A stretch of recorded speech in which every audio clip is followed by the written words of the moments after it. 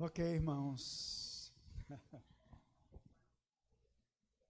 Não se preocupem. Eu não consigo acertar ninguém daqui.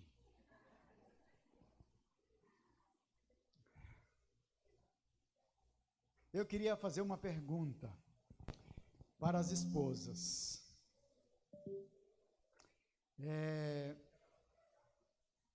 Se vocês, esposas, alguma vez nesta semana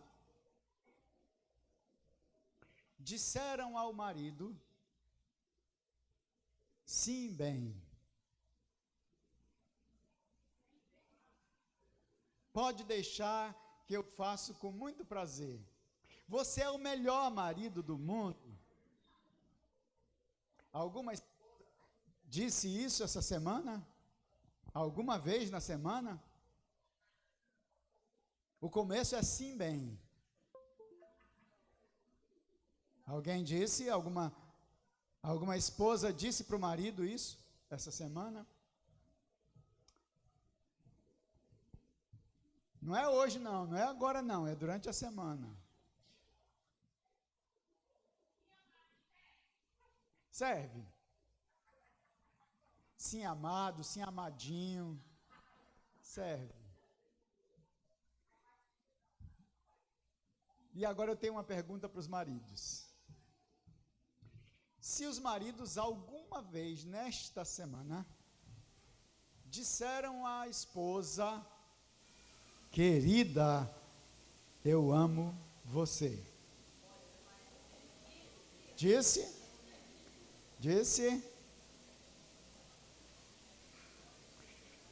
Porque se eles não disseram, eu vou voltar um pouquinho para as esposas. Se as esposas não disseram sim, bem, pode deixar que eu faço com muito prazer. Você é o melhor marido do mundo. Porque se não disseram, é porque se veem apenas como a servente da casa, sempre pronta para cumprir as ordens de alguém.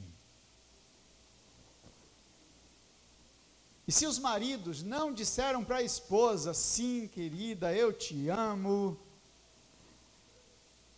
é porque se veem apenas como entregador de comida do iFood. E inventam desculpa de que a esposa só se interessa pelo que eles podem dar e não pelo que eles dizem. Isso é falácia. As mulheres ouvem. As mulheres têm emoção e elas gostam de ouvir. Se você não disser todo dia para sua esposa que você a ama, com certeza o coração dela ficará entristecido. Então diga sempre, querida, eu te amo. Isso vai fazê-la muito contente, muito alegre, e certamente ela não vai olhar para você como entregador de iFood. Ela vai pensar, não, meu marido não é igual àqueles que só levam comida, que só trocam a lâmpada, que só arrumam a torneira. Não, meu marido tem um olhar para mim, e ele diz que me ama. Lembram dessa figura? Lembram? A engrenagem, né? Uma engrenagem que para rodar legal precisa estar muito bem ajustada. Se não tiver ajustada, ela parte, ela quebra. Se tiver enferrujada, ela quebra. E eu tenho dito já há 2 domingos atrás que o casamento é como uma engrenagem que precisa sempre ser ajustada. Hoje, eu já falei sobre o marido, já falei sobre a esposa. Hoje eu queria falar, ajustando a engrenagem do relacionamento familiar. Agora entra mais gente nessa história. Não é só o marido e a esposa, entra mais algumas pessoinhas, né? Todos nós nos lembramos de alguns passos necessários para o ajuste da engrenagem. Lembram? Primeiro, segundo, ter em mente o projeto final. Terceiro, dobrada a paciência. Quarto, conhecimento de cada peça e de sua função. Quinto, mais paciência. Sexto, a habilidade para realizar os encaixes perfeitos. E sétimo, eu sei que as mulheres queriam dizer sempre paciência, paciência, paciência, mas tem outras coisas aqui que são importantes, né? Tem aqui ter em mente o projeto final, qual é o projeto de Deus, né, para o casamento, qual é o projeto de Deus para a família. Deus pensou na família, Ele não pensou apenas em cada indivíduo simplesmente, mas Ele pensa no todo da família. Então hoje, a pregação da palavra de Deus não é sobre o marido e a esposa, mas sobre pais e filhos. Antes que algum pai pense, e espero que nenhum tenha pensado nisso, né? Antes que algum pai pense, graças a Deus, hoje esse menino vai ouvir do pastor tudo que está fazendo de errado. Antes que você pense isso, mas se alguém pensou isso, eu sinto muito desapontar você. Eu espero que a palavra de Deus nos aconselhe, nos corrija, nos console e nos trate a todos a respeito de alguns ajustes para o nosso relacionamento familiar. É isso que eu espero. E é essa palavra de Deus que eu quero trazer hoje. Se alguns pais tratam muito mal os filhos, e outros são escravizados e manipulados pelos filhos, pensam que isso acontece quando eles já são adolescentes ou jovens. Mas não é verdade. Os filhos começam a manipular os pais, sabe quando? Quando eles aprendem a chorar. Aprendeu a chorar, a manipulação está feita, né? Porque toda vez que ele chora, ele aprende que alguém corre lá com ele, né? Que alguém vai lá ver como é que ele está. Os mais antigos diziam uma coisa bem interessante. Se o neném não está com dor, se o neném não está com fome, se o neném não está sujo nem está molhado, deixa chorar, vai fortalecer os pulmões. Alguém já tinha ouvido isso aqui? Deixa chorar, que o pulmão vai ficar uma maravilha. Muitos filhos tratam os pais demonstrando amor e respeito por eles. Outros são ditadores e envergonham os pais sem a menor consideração. E volto a dizer, não é quando eles crescem não, não é quando eles estão adolescentes não, é quando eles aprendem a chorar.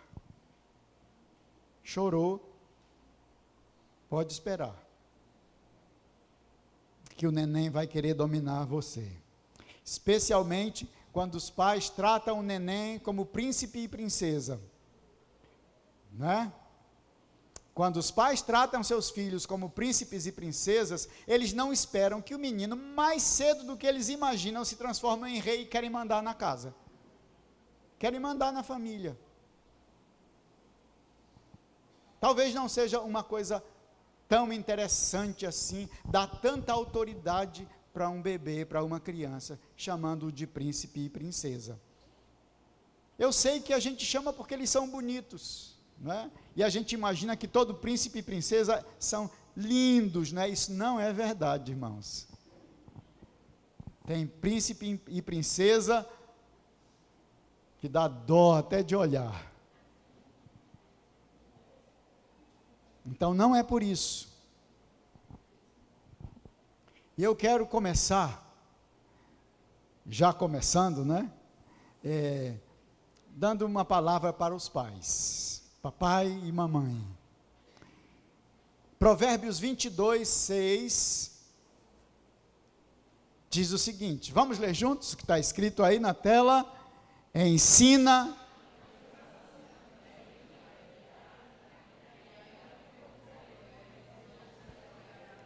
Mais uma vez, porque foi fraco.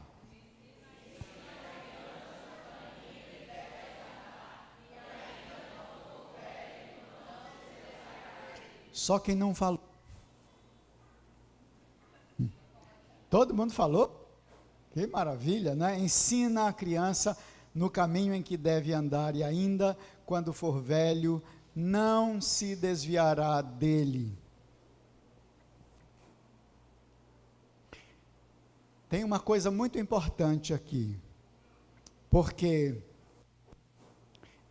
se você perceber ao longo da pregação, ensinar é um mandamento de Deus para os pais e não uma opção. Ensinar os filhos é mandamento de Deus, por isso o verbo ensinar está no imperativo, ensina. Ensina a criança no caminho em que deve andar, e ainda quando for velho não se desviará dele. Alguém poderia dizer, mas como é isso, né? Eu não estou entendendo esse negócio de, ainda que ele fique velho, não se desviará dele, porque eu conheço uma pessoa que ensinou os filhos na Bíblia, na igreja, e quando eles cresceram, todos se desviaram. Você conhece alguém assim?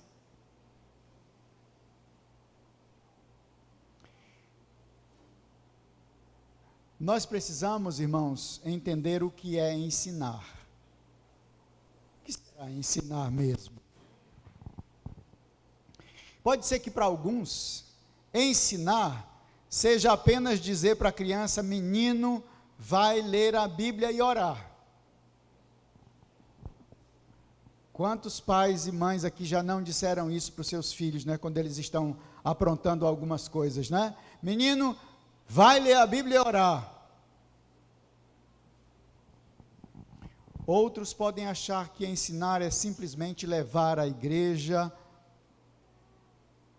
e deixar ele lá por algum tempo, enquanto tem algumas outras reuniões ou outras coisas para fazer. Mas o que será mesmo ensinar? O que será ensinar? O processo ensino-aprendizagem demanda algumas questões. Primeiro, o mais importante de todas as questões é que não há ensino se não houver aprendizagem.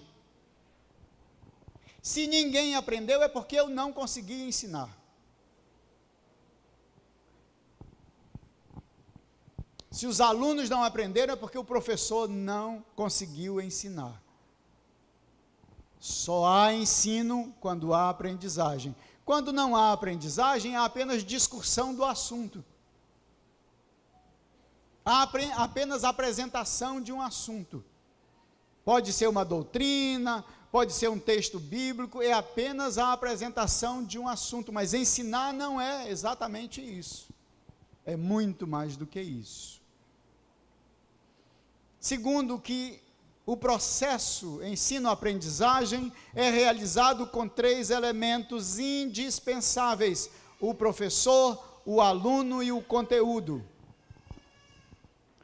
O professor não deve inventar o conteúdo na hora do ensino.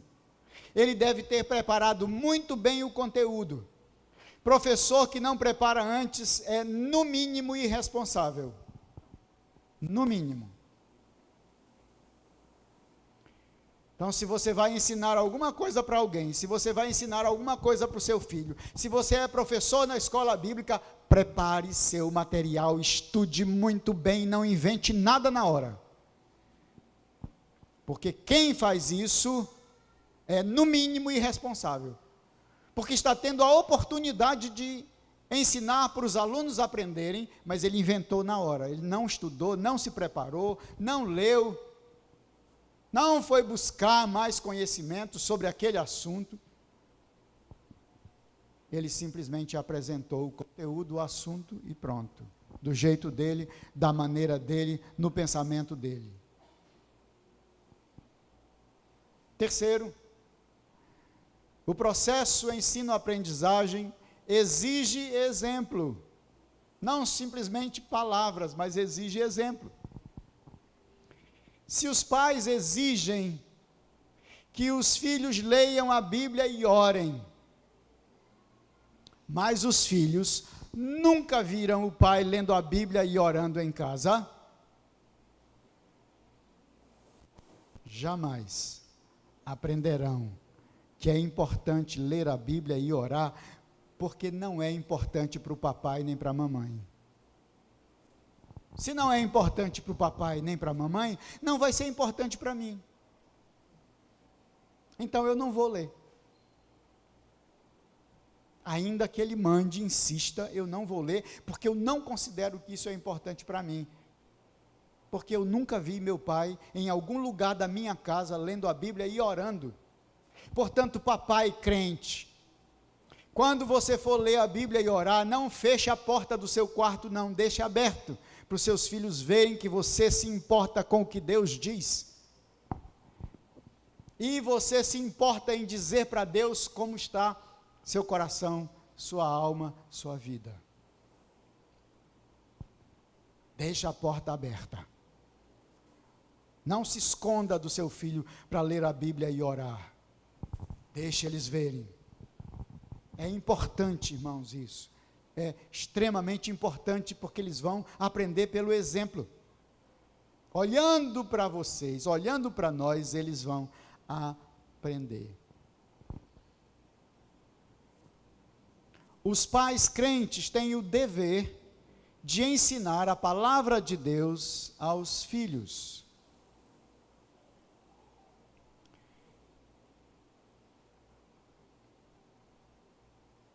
O processo ensino-aprendizagem também tem algumas outras exigências. Exige tempo. Mas é tempo com quantidade e qualidade, não é tempo sem quantidade e sem qualidade, não é? Ter um tempo para ensinar algo aos filhos, mas ficar com a cabeça no trabalho, nas contas, na comida, não vai resultar em muita coisa. O pai precisa estar por inteiro. A mãe precisa estar por inteira. Separar um tempo para ensinar os filhos, para viver com os filhos, precisa de um tempo de qualidade. Mas eu sei que a gente vive numa correria muito grande.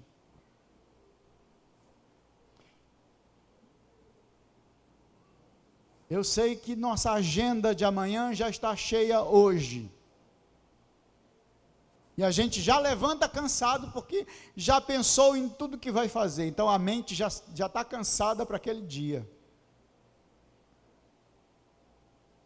Mas os pais que querem ensinar seus filhos, devem dar para eles um tempo em quantidade e em qualidade. Um outro aspecto do processo ensino-aprendizagem é que é necessário repetição. Repita muitas vezes. Não adianta dizer para o menino, menino, eu já te ensinei isso mais de 1000 vezes, e você ainda não aprendeu. Você já disse isso para o seu filho alguma vez? Já, né? Todos nós já dissemos. Nós já ouvimos dos nossos pais e já dissemos para os nossos filhos.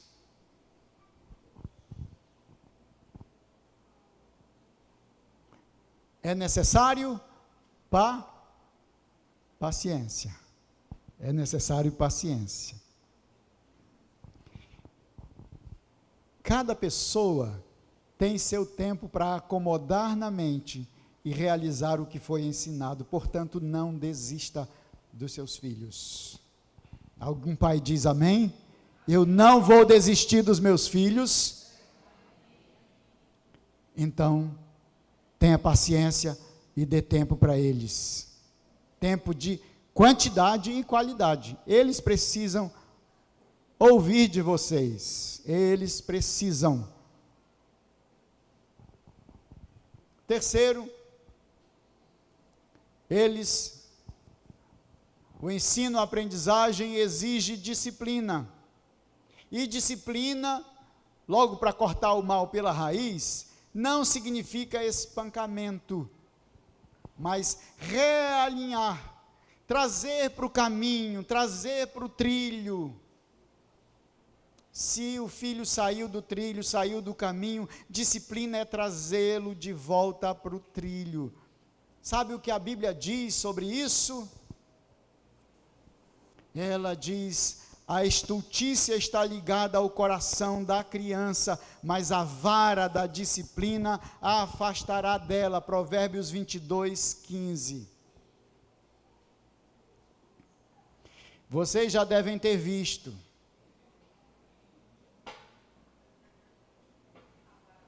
Vocês já viram quando uma planta começa a entortar para um lado? O que é que se faz?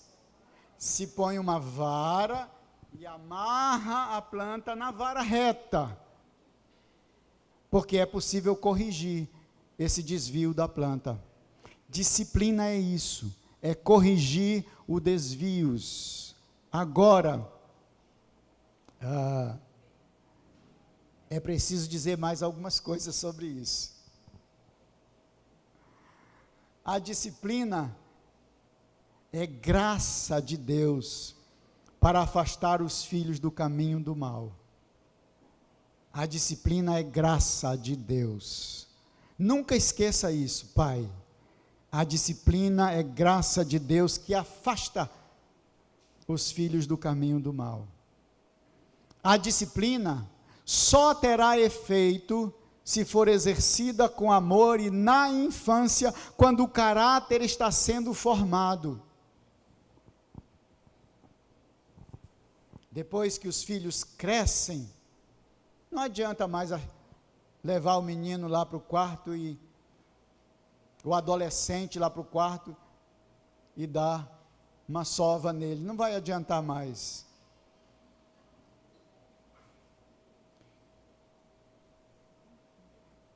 E olhe só, pais, mães, não se impressionem com o choro.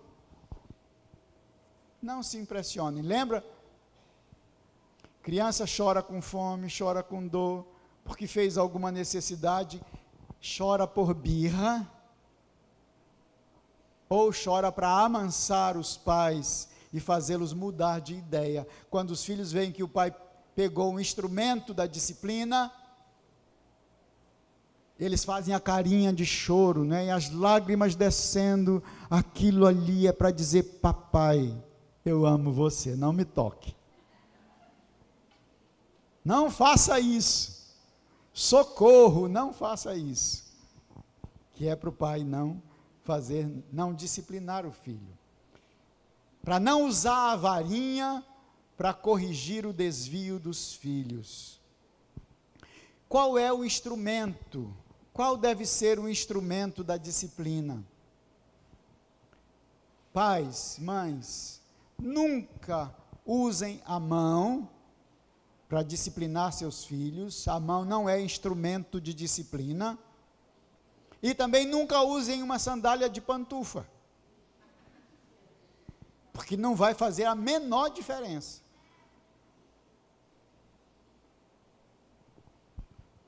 Lá em casa, a Luíse preparou esse material aqui. E sabe como é que é o nome dele? Esqueci. Por que esqueci?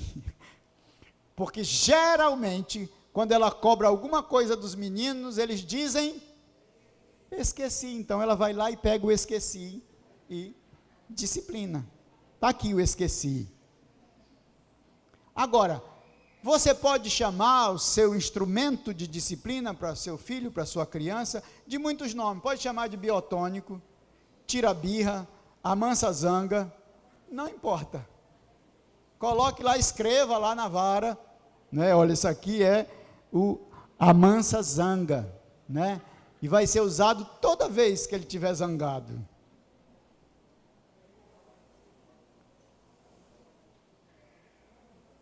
O local da disciplina.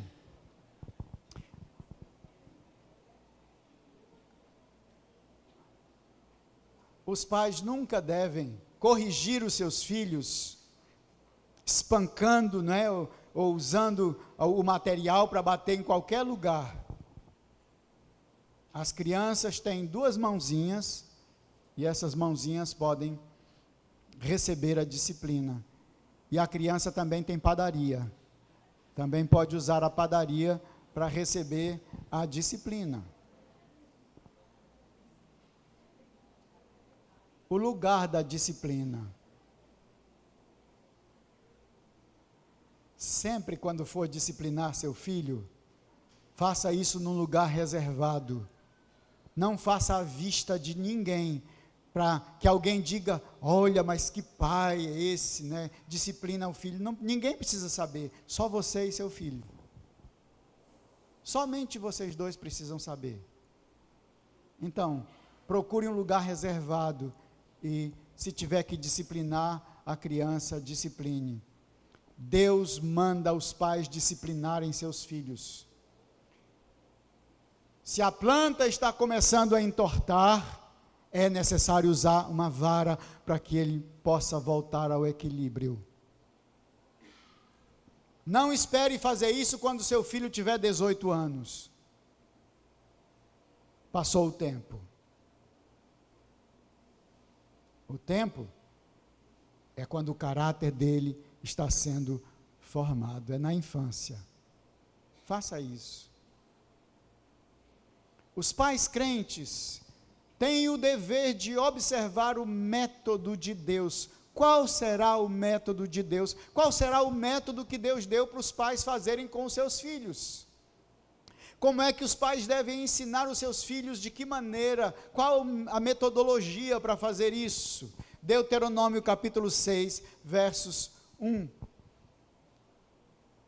a 6, diz o seguinte: estes, pois, são os mandamentos, os estatutos e os juízos que mandou o Senhor teu Deus se te ensinassem, para que os cumprisses na terra a que passas para possuir. Para que temas ao Senhor teu Deus e guardes todos os seus estatutos e mandamentos que eu te ordeno, tu e teu filho e o filho de teu filho. Olha, 3 gerações estão aqui. Tu, teu filho e o filho de teu filho. Todos os dias da tua vida, e que teus dias sejam prolongados.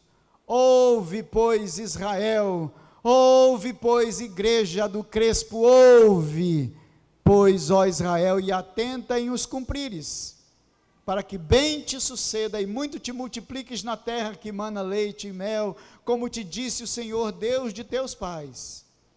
Ouve, Israel, o Senhor nosso Deus é o único Senhor. Amarás, pois, o Senhor teu Deus de todo o teu coração, de toda a tua alma e de toda a tua força. Estas palavras que hoje te ordeno estarão aonde? No teu coração, papai e mamãe. Essas palavras devem estar no coração dos pais, primeiramente. Portanto, antes de ensinar os filhos a palavra de Deus, ela deve estar no nosso coração. Refere-se ao nosso subconsciente. Diz respeito a memorizar a palavra de Deus, para que ela esteja impregnada na nossa alma, para que sejam liberadas através das palavras e das ações dos pais.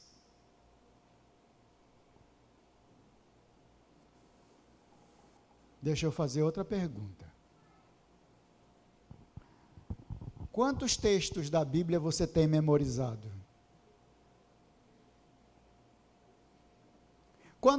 Quantas partes da Bíblia você saberia dizer, sem olhar, sem abrir a Bíblia? Olha que Deus não está dizendo, Moisés, fala para o povo que essas palavras que eu estou dizendo para eles devem estar no livro. Não, Deus diz, deve estar no seu coração, pai e mãe, primeiramente no coração dos pais. Porque se não tiver no coração, se não tiver impregnado na alma, não sairá facilmente da boca e das ações. Então, tudo que o pai e a mãe fizer, vai se tornar em alguma coisa horrível para os filhos.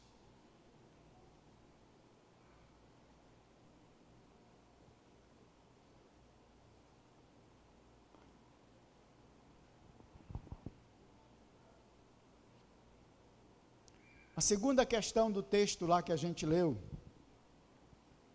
é como ensinar. O que ensinar é a palavra de Deus, mas ela deve estar primeiro no coração de quem ensina. Se não estiver no coração de quem ensina, não vai adiantar muito não.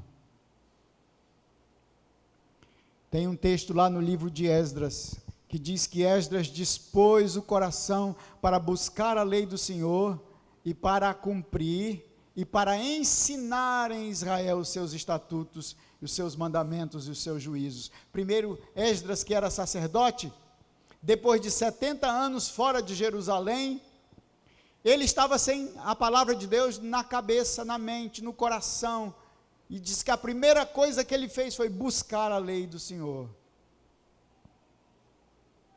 Quer que seus filhos aprendam a lei do Senhor? Então ela deve estar no nosso coração. Como ensinar a lei do Senhor para os nossos filhos? A continuação do texto de Deuteronômio 6, agora versos 7 a 9, diz o seguinte: tu as inculcarás a teus filhos, e delas falarás assentado em tua casa e andando pelo caminho, e ao deitar-te e ao levantar-te.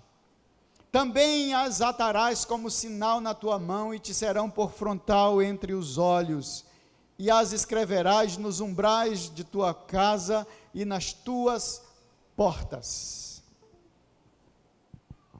Inculcar significa interiorizar, encher a mente, encher a cuca, encher o miolo da palavra de Deus. Como é possível fazer isso? Olha que coisa mais fácil que Deus disse, né? Que metodologia mais fácil essa que Deus coloca aqui, que trabalho mais fácil para quem está ensinando a fazer isso. Deus diz para isso, para que você ensine seu filho, coloque na mente dele, na cuca dele, inculque isso. É necessário que você aproveite todas as oportunidades, ao deitar-te, ao levantar-te, andando pelo caminho, todos os momentos da vida. Então, a vida com os filhos é o momento de ensinar. Não perca nenhum momento com o seu filho sem ensiná-lo a inculcar a palavra de Deus na mente deles. Depois Deus diz que é necessário usar os ambientes nos quais a criança costuma transitar em casa, para ajudá-la a memorizar a palavra de Deus. Nos umbrais da porta, na testa, no braço, na mão, no braço esquerdo. Coloca lá a palavra de Deus. Toda vez que ele entrar, ele vai se lembrar dos meus mandamentos e estatutos, porque vai estar lá na porta da casa. Cada vez que ele sair de casa, ele vai se lembrar que quando ele estiver fora, ele deve ser obediente à palavra de Deus. Então a casa é lugar de ensino. Tudo nela deve lembrar quem é Deus e quem eles são. Tudo na casa. Coloque texto bíblico na geladeira, no fogão, nos pratos onde eles vão comer, não é? É ensinar um versículo por dia para que eles aprendam. Então, coloque isso em vários lugares na sua casa, por onde a criança transita. O mesmo versículo em vários lugares. O mesmo texto. Para que eles possam guardar no coração a palavra de Deus. A casa é o lugar. A vida é o tempo de ensinar. Não podemos nos esquecer isso. Ensinar a palavra de Deus aos filhos é o sacerdócio dos pais.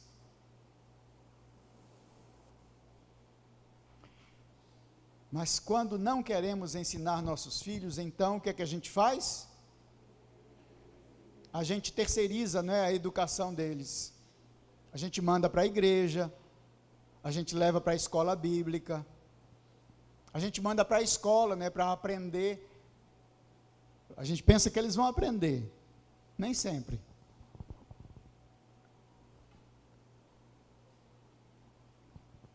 Mas lembre-se, a responsabilidade de ensinar a palavra de Deus é primeiramente nossa, dos pais.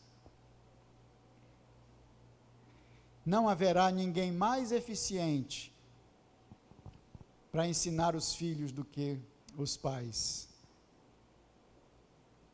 Porque eles estarão vendo, ouvindo e vendo o que os pais estão falando e fazendo.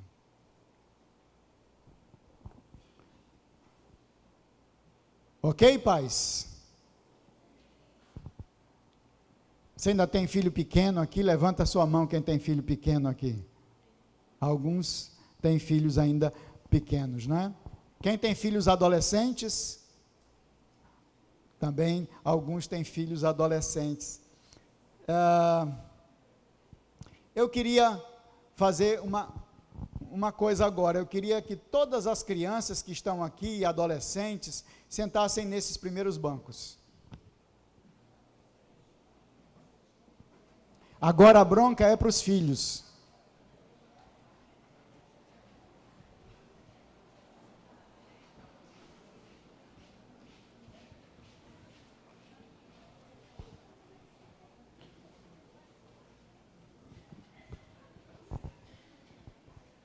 Ok, sentem nos primeiros bancos.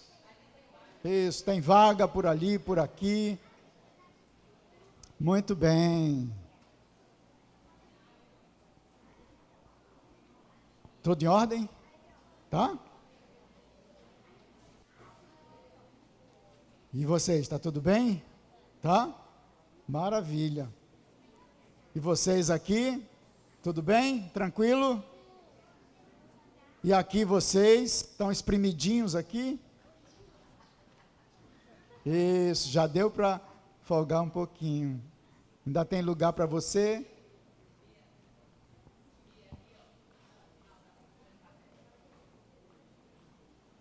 Para vocês, crianças, tem algo que Deus diz para vocês, muito especial na Bíblia. E eu queria falar de 3 palavras para vocês, que estão na palavra de Deus, que Deus fala para vocês, é direto para vocês. Qual é a primeira palavra? Eu ainda não disse ainda, não é? Mas a primeira palavra é? Obedecer. Olha, eu nem disse, eles já leram. Obedecer é a primeira palavra. Deus diz que os filhos devem obedecer a quem? A Jesus. Quem mais? Especialmente, né, aqui na terra, na vida, na família, aos pais. Os filhos devem obedecer aos seus pais, porque isso é justo, a palavra de Deus diz. Os filhos precisam obedecer os pais. Certo, Ana? Certo? Vocês duas, certo? Vocês obedecem? Obedecem? O que será obedecer, hein, Júlia? Um bocado de coisa, né? O que será obedecer? Oi? Não, exatamente, mas pode, isso também causa, né? Oi? Opa, fale aqui no microfone. Fazer a vontade dos pais. Fazer a vontade dos pais. Honrar teu pai e tua mãe. Honra teu pai e tua mãe. Essa é a próxima palavra depois desta aqui. Primeiro, os filhos precisam entender que é vontade de Deus que vocês obedeçam seus pais. É importante. A segunda palavra é ouvir. Como é que a gente ouve? Com os olhos. A gente ouve com os ouvidos, não é, Samuel? Com os ouvidos, exatamente. A gente ouve com os ouvidos. Mas a gente ouve para quê? Para que a gente vai ouvir os pais? Será que eles têm alguma coisa boa para dizer para a gente? Opa, deixa eu chegar aqui perto. Para a gente ir para o caminho certo. Para a gente ir para o caminho certo. Olha que os pais têm isso mesmo para dizer. Por isso a gente precisa ouvir, obedecer e precisamos ouvir. Porque se não ouvir, não vai obedecer, não é? Então, precisa ouvir. Quem? Quem quer falar? Arthur. Fale. Ele esqueceu de se lembrar. Quando ele lembrar, deixa ele lembrar. A terceira palavra é honrar. Então os filhos devem honrar pai e mãe. Honrar pai e mãe. O que é honrar? Respeitar os pais e seguir o que eles falam pra gente. Muito bem. Pode bater palma para todas as crianças.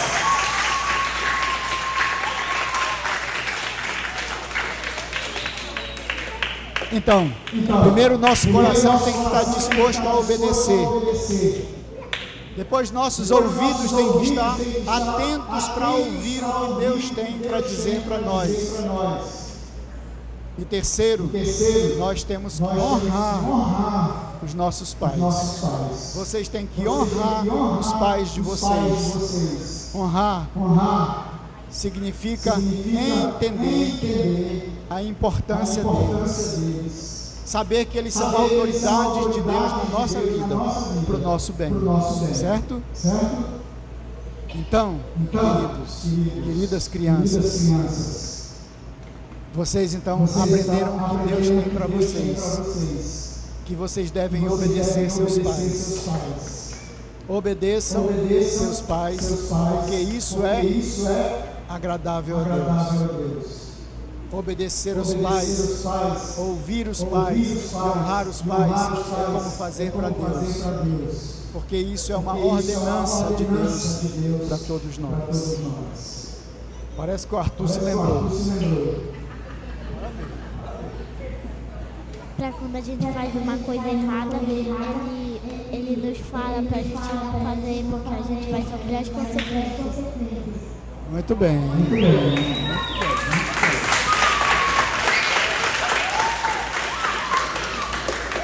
Olha, eles estão dando uma aula para a gente, né? Olha só, se não obedecer, se não ouvir e se não honrar os pais, tem consequência. E são consequências que não são boas, né? As consequências de não obedecer, as consequências de não ouvir e as consequências de não honrar os pais não são boas. Olha só, vocês não podem mais não desobedecer seus pais, porque agora vocês já sabem que é preciso obedecer, é preciso ouvir e é preciso honrar os pais. Ok? Fiquem aí mesmo, não saiam não.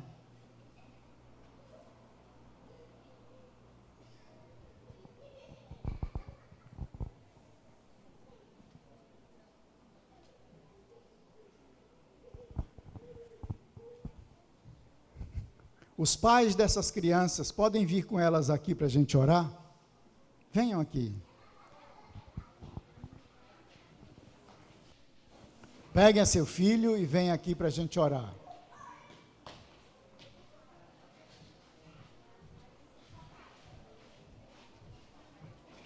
Ei, Samuel, vem aqui, Samuel.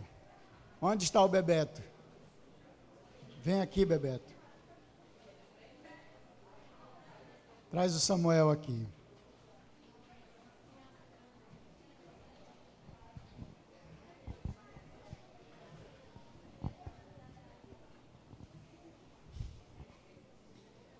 Filhos, obedecei a vossos pais no Senhor, pois isto é justo.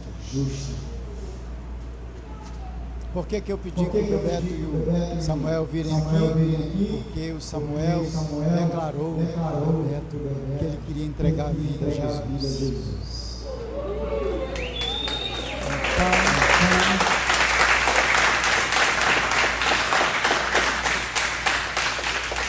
Então a gente vai orar também pelo Samuel, para que Deus conserve isso no coração dele, na vida dele, para sempre.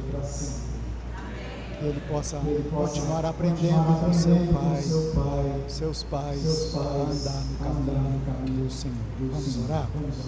Deus, eu quero louvar o teu nome por esse momento tão especial para nós.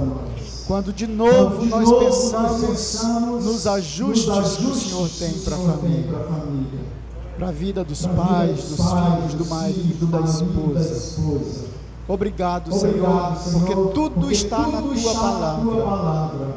E eu quero, Deus, louvar o teu nome pela vida do Samuel, que sentiu o desejo de dizer que ele quer entregar a vida a Jesus. Louvado seja o teu nome, que o Senhor o abençoe, que o Senhor abençoe, Deus, para que ele possa continuar aprendendo da tua palavra, para que ele seja um homem cheio da tua palavra, cheio da tua graça. E isso, Senhor, seja bênção para a família do Samuel.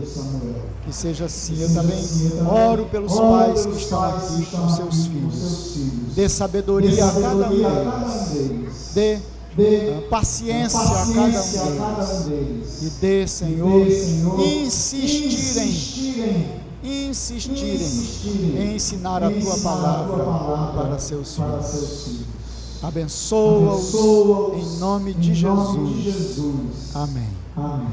Amém, queridos. Amém. Podem voltar para os seus lugares.